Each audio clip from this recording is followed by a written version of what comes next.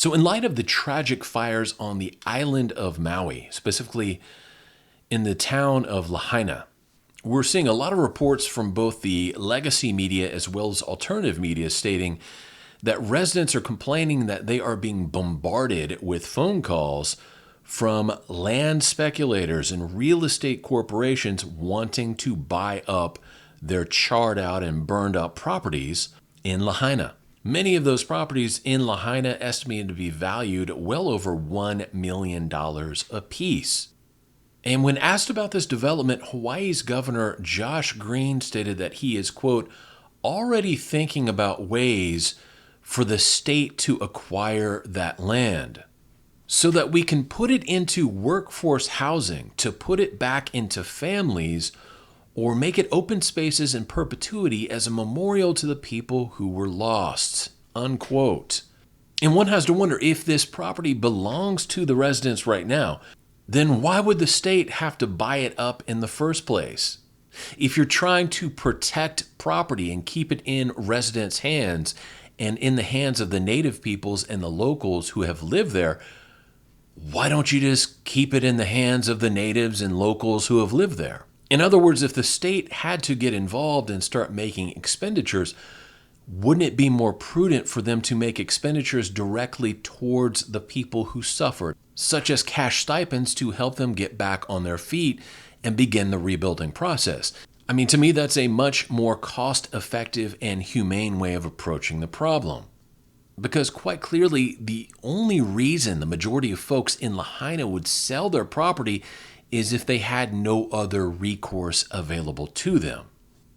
Now, interestingly enough, we're led to believe that this was just a wildfire that was spurred on by the winds of a nearby hurricane, and this wildfire spread so fast there was just nothing they could do to warn the people. It just happened so quickly, there was no possible way to avoid this tragedy. And that's why there was no warning at all to the people in Lahaina about the fast advancing fire. But again, people on the island are telling a different story. And I'm linking this article from theburningplatform.com, where an anonymous whistleblower states, quote, the amount of fatalities is expected to be more than 500, but less than 1,000.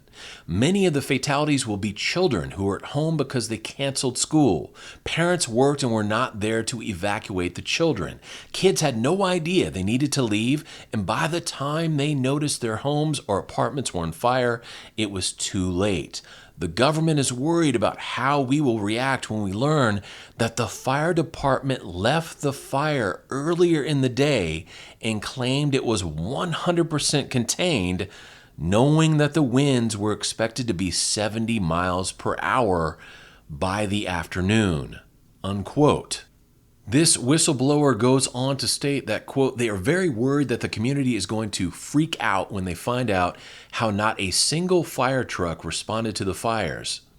The emergency sirens were not activated, and loss of life could have been kept down by better emergency management, which utterly failed. I'm not trying to make waves or stir up problems, but I was so angry and sad when I found out how many children are dead that I knew I had to post this and let everyone know what I learned. It's time for our officials to stand up, tell the truth, and face the music. They failed Lahaina, guys, unquote. So if what we're seeing here from this alleged whistleblower is true, this is quite a big development in this story. Because if that account is true, the best case scenario we're looking at is extreme negligence. And the worst case would be premeditated murder. Now, we saw President Biden stating that he was going to make sure that each of the victims get cut a $700 check immediately. But unfortunately, $700 is not going to go very far if you literally have nothing left.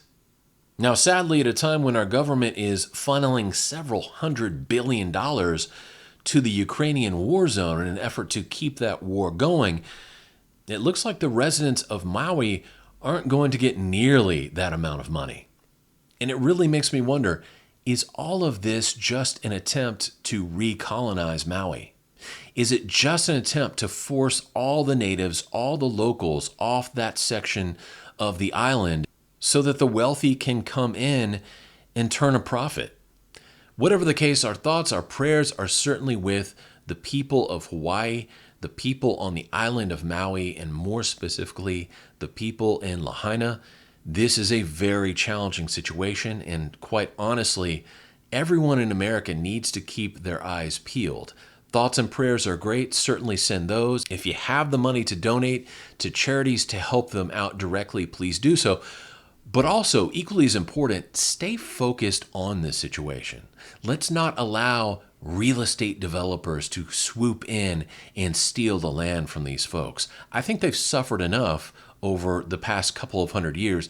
They don't need the vultures coming in now, swooping in and trying to buy their land for pennies on the dollar.